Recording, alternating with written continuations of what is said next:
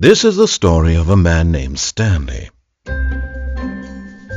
Stanley worked for a company in a big building where he was employee number 427. Employee number 427's job was simple. He sat at his desk in room 427 and he pushed buttons on a keyboard. Orders came to him through a monitor on his desk, telling him what buttons to push, how long to push them, and in what order. This is what employee 427 did every day of every month of every year. And although others might have considered it soul-rending, Stanley relished every moment that the orders came in, as though he had been made exactly for this job. And Stanley was happy. And then one day something very peculiar happened. Something that would forever change Stanley. Something he would never quite forget. He had been at his desk for nearly an hour when he realized that not one single order had arrived on the monitor for him to follow. No one had showed up to give him instructions, call a meeting, or even say hi. Never in all his years at the company had this happened, this complete isolation. Something was very clearly wrong.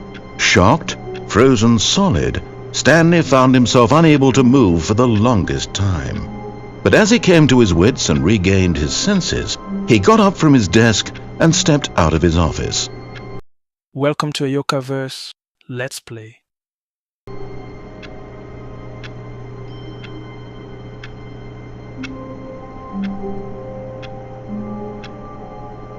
The Stanley Parable begins with a very simple arrangement. All of his co-workers were gone. What could it mean? Stanley decided to go to the meeting room. Perhaps he had simply missed a memo. The narrator tells Stanley's story, and I decide whether to follow it. When Stanley came to a set of 2 open doors, he entered the door on his left. Naturally, the first thing I wanted to know was what would happen if I refused. This was not the correct way to the meeting room, and Stanley knew it perfectly well. Perhaps he wanted to stop by the employee lounge first, just to admire it. Stanley simply stood here, drinking it all in. But eager to get back to business, Stanley took the first open door on his left.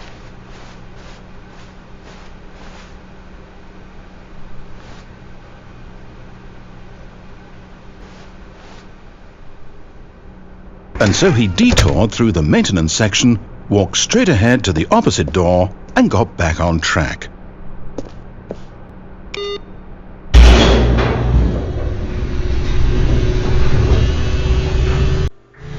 But Stanley didn't want to go back to the office. He wanted to wander about and get even further off track.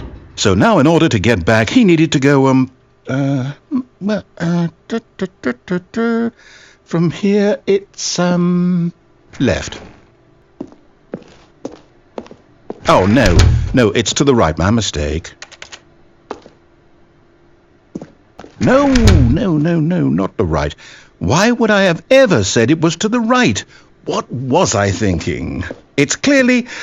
Oh dear, would you hold on for a minute, please?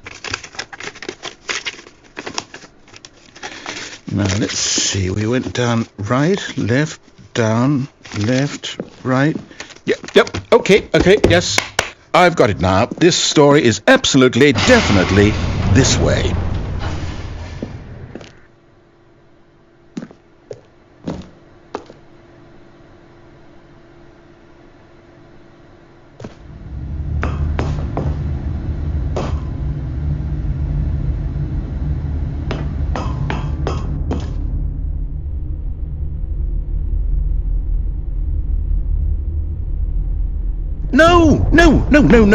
No, this isn't right at all. You're not supposed to be here yet. This is all a spoiler. Quick, Stanley, close your eyes.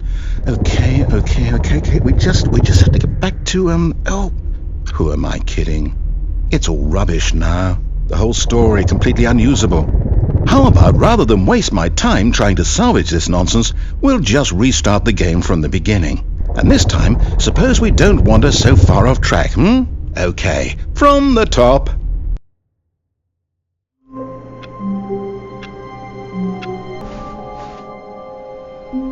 When Stanley... Wait, what? No, I restarted. I swear I definitely restarted the game over, completely fresh. Everything should be... Oh, did something change? Stanley, did you change anything when we were back in that room with all the monitors? Did you move the story somewhere or... Hold on. Why am I asking you? I'm the one who wrote the story. It was right here just a minute ago. I know for sure that it's here somewhere. Okay, then. It's an adventure. Come, Stanley. Let's find the story. At first, disobeying felt like a small joke at the narrator's expense. But now the story itself appeared to be missing. I was no longer escaping his instructions. Somehow, we had both become lost inside the game. I'll say it. This is the worst adventure I've ever been on. I can promise you there definitely was a story here before. Do we need to restart the game again? Well, I find it unlikely that we'll ever progress by starting over and over again, but it's got to be better than this. Okay, let's give it a shot. Why not? All of his co-workers were gone. What could it mean? Stanley decided to go to the meeting room. Perhaps he had simply missed a memo.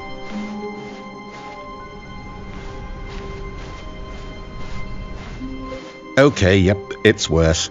I might be remembering this wrong. It's possible the story is back where we just came from. Why don't we go back the other direction and see if we missed anything?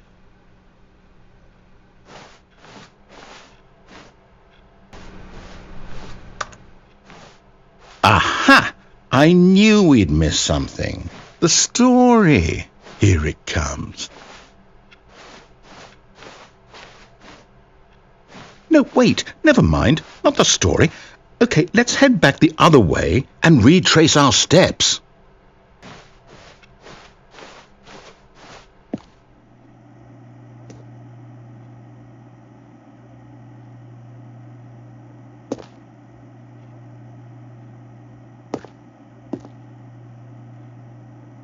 Now this... Well, I'll be honest, I don't recognize this place at all. Is this the story? I don't think so. I can't quite recall, but I believe my story took place in an office building. Is that correct? Do you remember, Stanley? Well, do you know what? Since I've completely forgotten what we were supposed to be doing, how about this? You win! Congratulations! I know you put in a lot of hard work, and it really paid off, so good job. Oh, no. No, I don't feel right about this at all. We both know you didn't put in any actual work for that win. Some people win fair and square, and this was not one of those situations. Okay, I'm getting weirded out by whatever this place is. I don't care what might happen this time. I have to restart. All right, I've got a solution. This time, to make sure we don't get lost, I've employed the help of the Stanley Parable adventure line.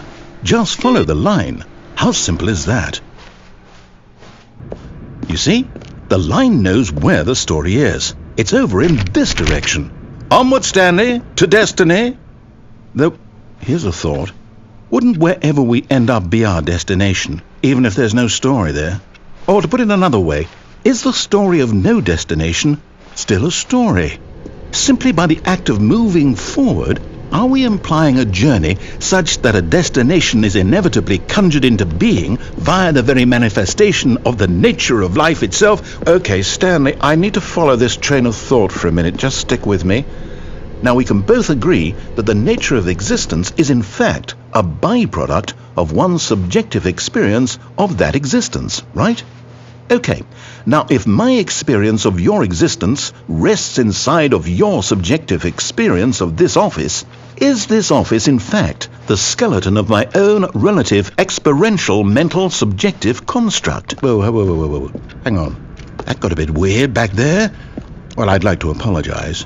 Not sure where I was going with all that. You know what? I think what we need right now is a bit of music to lighten the mood.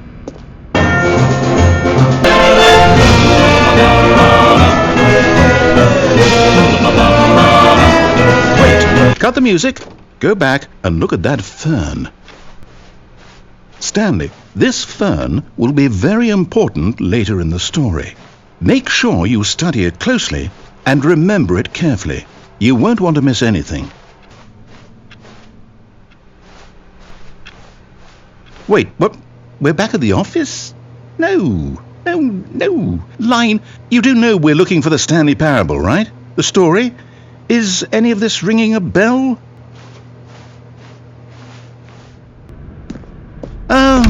Oh, no, not again. Line, how could you have done this to us? And after we trusted you, after everything we've been through, you... Oh, I can't take this anymore. To hell with it. Restart.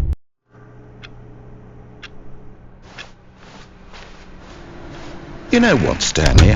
I say forget the adventure line. What's it ever done for us? We're intelligent people, right? Why can't we make up our own story? Something exciting, daring, mysterious.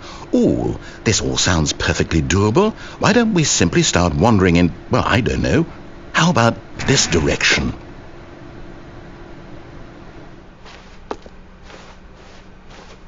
Now, yes, this is exciting. Just me and Stanley forging a new path, a new story. Well, it could be anything. What do you want our story to be? Go wild. Use your imagination. Whatever it might be, Stanley, I'm ready for it. Oh, no, not you again. Stanley, I'd also like to veto the line from having any role in our awesome new story. No lines or monitor rooms. Just don't acknowledge it, and we should be fine.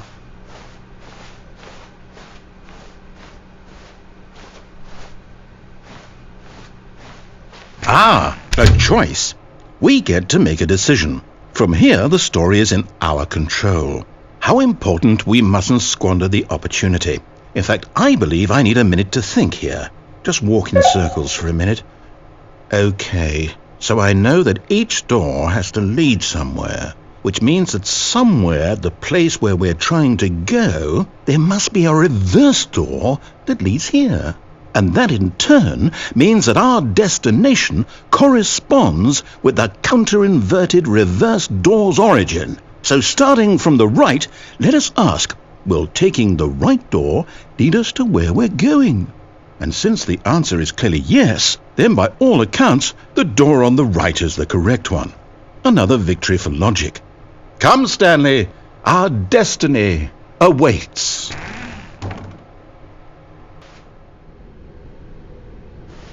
Oh, hold up, what's this? The confusion ending. You're telling me that's what this is? It's all one giant ending? And we're supposed to restart the game, what, eight times? That's really how all this goes? It's all determined? So now, according to the schedule, I restart again. Then what? Am I just supposed to forget? Well, what if I don't want to forget? My mind goes blank simply because it's written here on this thing, wall. Well, who consulted me?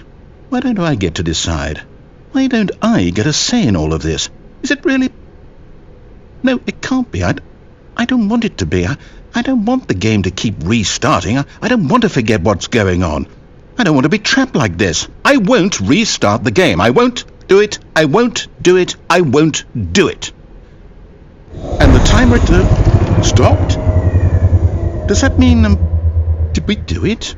Did we break the cycle? The, whatever it is that made this schedule? How would we even know? Will someone come for us? Will something happen? So, okay. I guess now we just wait, you know. I suppose in some way that this is a kind of story, wouldn't you agree? I'm not quite sure if we're in the destination or the journey, though they're always saying that life is about the journey and not the destination, so I hope that's where we are right now. We'll find out, won't we? Eventually. This was the moment the joke changed. Every restart, every mistake, and every attempt to recover the story had already been scheduled. Even the narrator's confusion was part of the design. I could rebel against the story, but only through choices the game had prepared for me. Yet there was not a single person here either.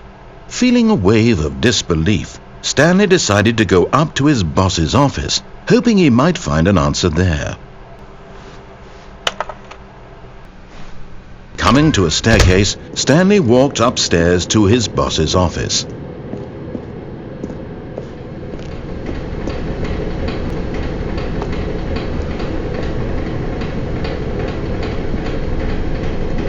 But Stanley just couldn't do it. He considered the possibility of facing his boss. Admitting he had left his post during work hours, he might be fired for that. And in such a competitive economy, why had he taken that risk? All because he believed everyone had vanished? His boss would think he was crazy. And then something occurred to Stanley. Maybe, he thought to himself, maybe I am crazy. All of my co-workers blinking mysteriously out of existence in a single moment for no reason at all? None of it made any logical sense. And as Stanley pondered this, he began to make other strange observations. For example, why couldn't he see his feet when he looked down? Why did doors close automatically behind him wherever he went? And for that matter, these rooms were starting to look pretty familiar. Were they simply repeating? No, Stanley said to himself, this is all too strange. This can't be real. And at last, he came to the conclusion that had been on the tip of his tongue. He just hadn't found the words for it. I'm dreaming, he yelled. This is all a dream. Oh, what a relief Stanley felt to have finally found an answer, an explanation. His co-workers weren't actually gone. He wasn't going to lose his job. He wasn't crazy after all. And he thought to himself, I suppose I'll wake up soon. I'll have to go back to my boring real-life job pushing buttons. I may as well enjoy this while I'm still lucid. So he imagined himself flying and began to gently float above the ground. Then he imagined himself soaring through space on a magical starfield, and it too appeared. It was so much fun, and Stanley marveled that he had still not woken up. How was he remaining so lucid? And then perhaps the strangest question of them all entered Stanley's head. One he was amazed he hadn't asked himself sooner. Why is there a voice in my head dictating everything that I'm doing and thinking? Now the voice was describing itself being considered by Stanley, who found it particularly strange. I'm dreaming about a voice describing me, thinking about how it's describing my thoughts, he thought. And while he thought it all very odd and wondered if this voice spoke to all people in their dreams, the truth was that, of course, this was not a dream. How could it be? Was Stanley simply deceiving himself, believing that if he's asleep he doesn't have to take responsibility for himself? Stanley is as awake right now as he's ever been in his life. Now, hearing the voice speak these words was quite a shock to Stanley. After all, he knew for certain, beyond a doubt, that this was in fact a dream. Did the voice not see him float and make the magical stars just a moment ago? How else would the voice explain all that? This voice was a part of himself too. Surely, if he could just... He would prove it. He would prove that he was in control, that this was a dream. So he closed his eyes gently, and he invited himself to wake up. He felt the cool weight of the blanket on his skin, the press of the mattress on his back, the fresh air of a world outside this one.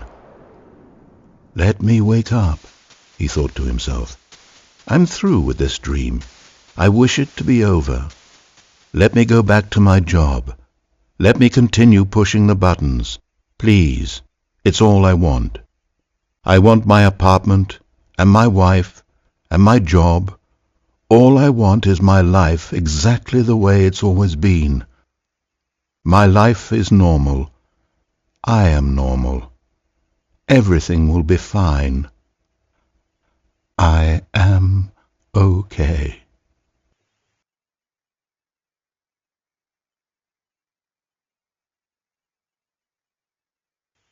Stanley began screaming. Please, someone, wake me up. My name is Stanley. I have a boss. I have an office. I am real. Please, just someone tell me I am real. I must be real. I must be. Can anyone hear my voice? Who am I? Who am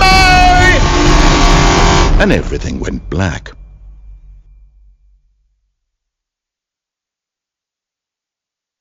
This is the story of a woman named Mariella. Mariella woke up on a day like any other. She arose, got dressed, gathered her belongings, and walked to her place of work. But on this particular day, her walk was interrupted by the body of a man who had stumbled through town talking and screaming to himself, and then collapsed dead on the sidewalk. And although she would soon turn to go call for an ambulance, for just a few brief moments she considered the strange man. He was obviously crazy, this much she knew. Everyone knows what crazy people look like. And in that moment, she thought to herself how lucky she was to be normal. I am sane. I am in control of my mind. I know what is real and what isn't. It was comforting to think this, and in a certain way, seeing this man made her feel better.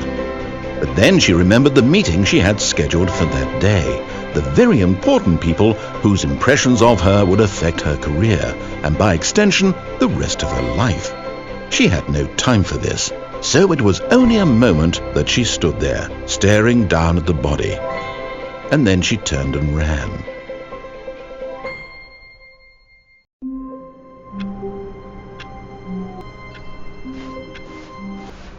Coming to a staircase, Stanley walked upstairs to his boss's office.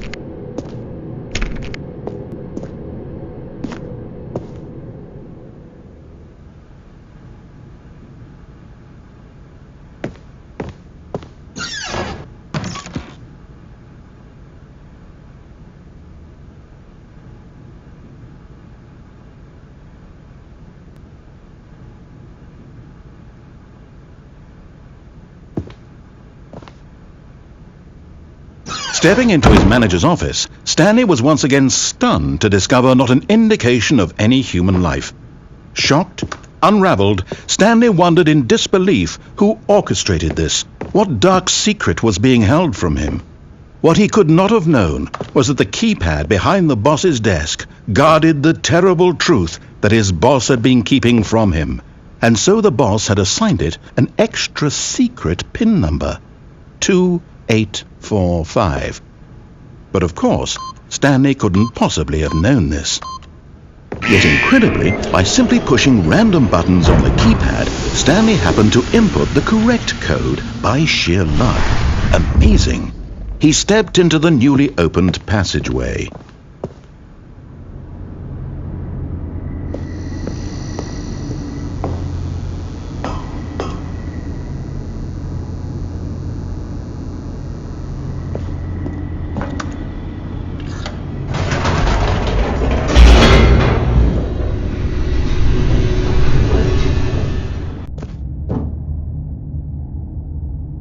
Stanley walked straight ahead through the large door that read Mind Control Facility.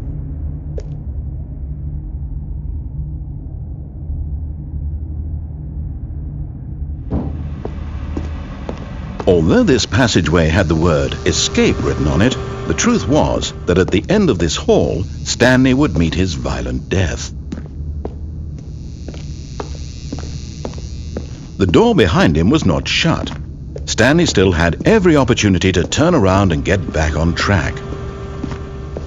At this point, Stanley was making a conscious, concerted effort to walk forward and willingly confront his death.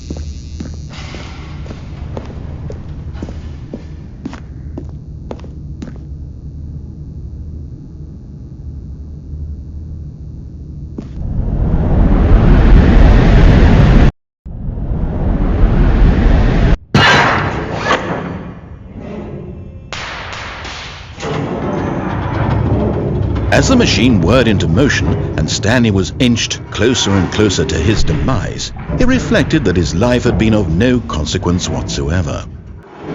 Farewell, Stanley.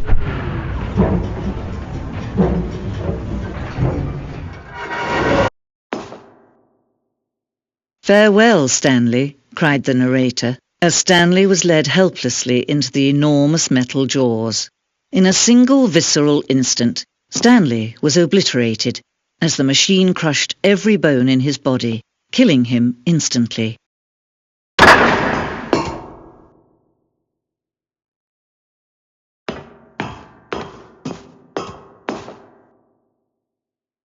And yet it would be just a few minutes before Stanley would restart the game, back in his office, as alive as ever. What exactly did the narrator think he was going to accomplish?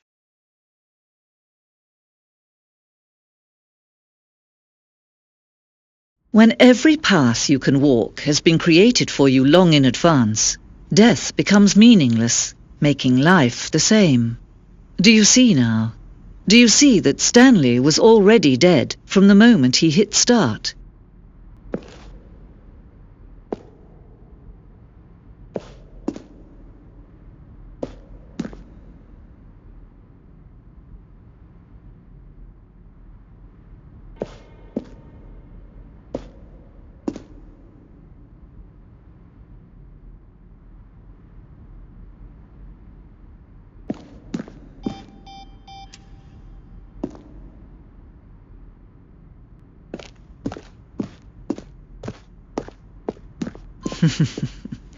Oh, look at these two. How they wish to destroy one another. How they wish to control one another. How they both wish to be free.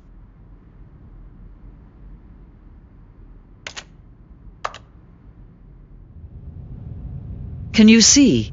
Can you see how much they need one another? No, perhaps not.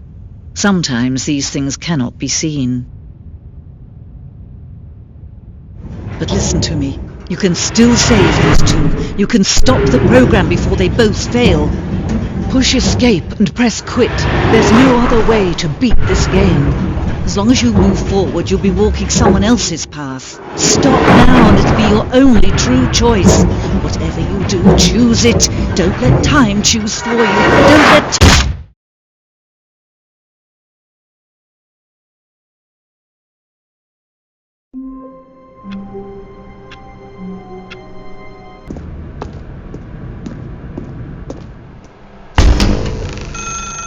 That's her, Stanley. You need to be the one to do this, to reach out to her. If you can truly place your faith in another, then pick up the phone.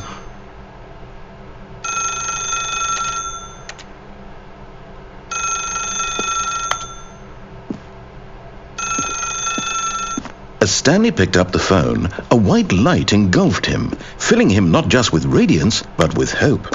Hope for a life reunited one... Wait. Oh, goodness. Stanley, did you just unplug the phone? No, that wasn't supposed to be a choice. How did you do that? You actually chose incorrectly? I didn't even know that was possible. Let me double-check.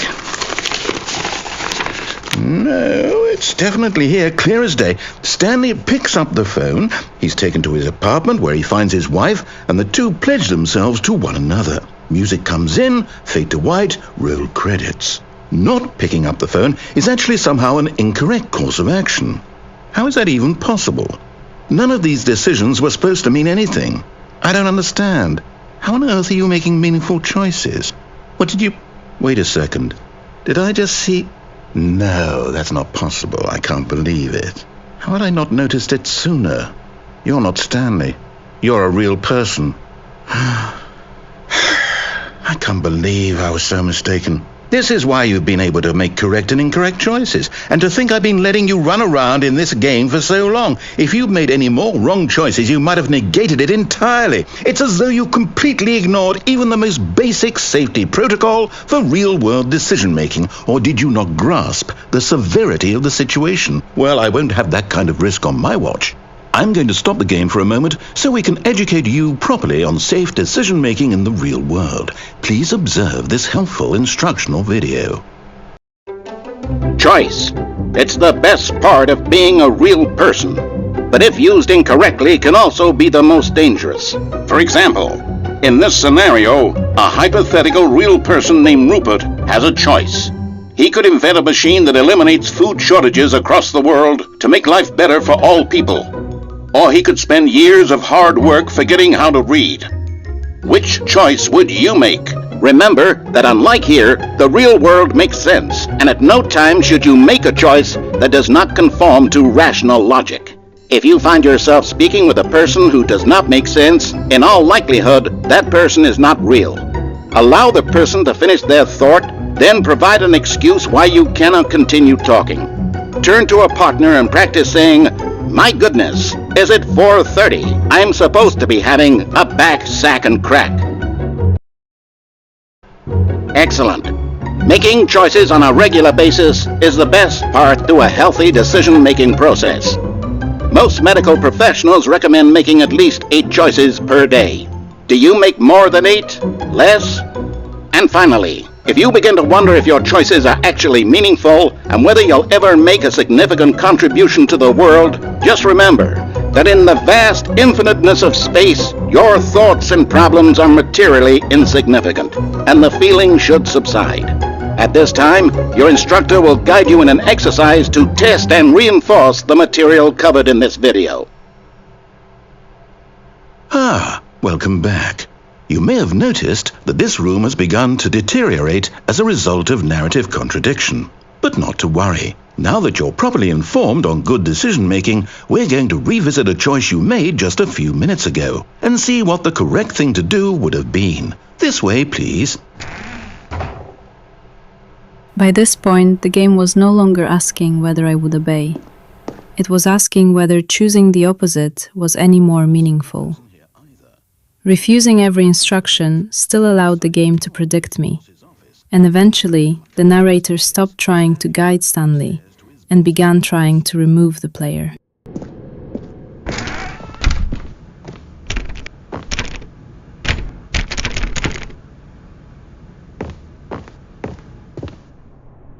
Stepping inside his manager's office, Stanley was once again stunned to discover not an indication of any human life.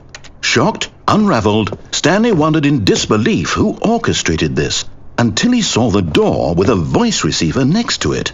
Surely behind this door lay all the answers to his questions. And beyond all probability, he knew the passcode. He had seen it on his boss's computer just last week. Nightshark 115. Was this the code to open the door? Would it still work? There was only one way to find out. Stanley had been trained never to speak up, but now he would draw from within himself the courage to face the unknown. He drew a sharp breath and then spoke the code.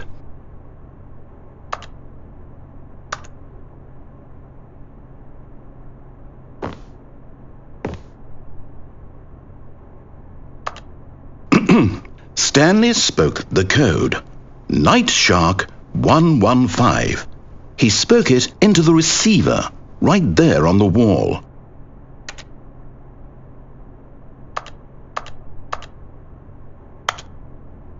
I'm sorry, is there a problem?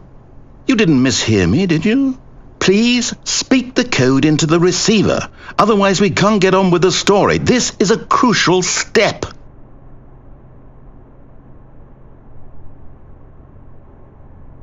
Okay, fine, you're not going to do it, but you know what? It's pretty humiliating to bring you this far, only for you to suddenly decide you have better things to do. I asked you for this one single thing, for your respect. The kind of respect Stanley shows for his choices. He knows what it means to take a story seriously. If you didn't want to see what I had to show you, then why did you come here? You had a choice, you know. You could have gone through the door on the right. You could have done whatever the hell you wanted over there. Why did you come this way? Speak. Say something to me. Explain yourself, you coward. You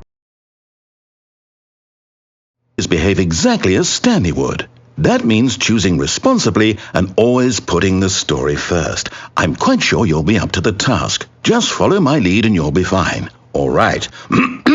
When Stanley came to a set of 2 open doors, he entered the door on his left. No! Why did you do that? Quickly, hurry back in the other direction. Perhaps we're not too late.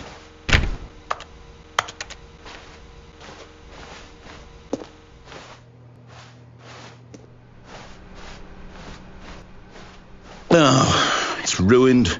I can't believe, after everything we talked about, that my story, you've destroyed my work. Why? For what? What did you get out of that? What did you think was so special about seeing the game undone, left here like so much garbage? It's worthless now. And what am I supposed to do? Even if there were a way to continue, would it be worth it? To know that my story is now incorrect? How can I go back to that? I can't erase that knowledge. I'll have to live with it forever, reliving its impossibility forever. I couldn't live that way. Is it better to shut the game down entirely? To willingly destroy all of my work? I don't know. What's the answer? What do I do? What do I do? What do I... No, I have to. I have to shut the game down. I have to. I have to.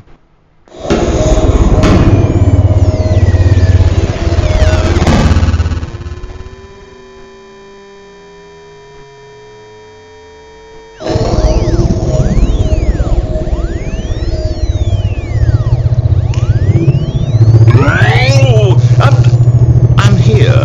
I'm still here. Here in this pile of rubbish. With you. You, who thought you were so clever. Now look where we are. My entire game is destroyed. It was the only thing in the world that was mine, and you've run it into the ground. What, did you think that would be funny? You just had to see? Didn't I impress upon you how important it was to be like Stanley? He actually knows how to do what I tell him to. He understands that if I say to do something, there's a damn good reason for it. That thought hadn't even occurred to you, had it? That there's a world outside of you? You're a child. Oh, my story. If you'd just gone through the door on the left, you would have seen it. There was a whole underground facility. You would have destroyed it and been victorious. It would have been so perfect. I worked so hard on it. I tried so hard to make... When Stanley came to a set of 2 open doors, he entered the door on his left. Stanley? Hello? Are you... Is everything okay? Stanley, please. I need you to make a choice. I need you to walk through the door. Are you listening to me? Can you hear me? Is everything all right? Stanley, this is important. I spent the entire game proving that Stanley could choose. Make a decision. It cannot exist without you. Do you understand me? In the end, the only way to stop me was to take the choice away from him entirely. I'll accept whatever you do. I simply need you to take that step forward, please. Choose. Do something. Anything. This is more important than you can ever know. I need this. The story needs it. So, you hear me? Are you there? Are you listening to this? Stanley, are you there? Okay. It's okay, I can wait. You need time to decide. Time to make sure your choice is correct. That is the best choice. That's all right. I'll wait for you to decide what's the right thing to do. Take as much time as you need.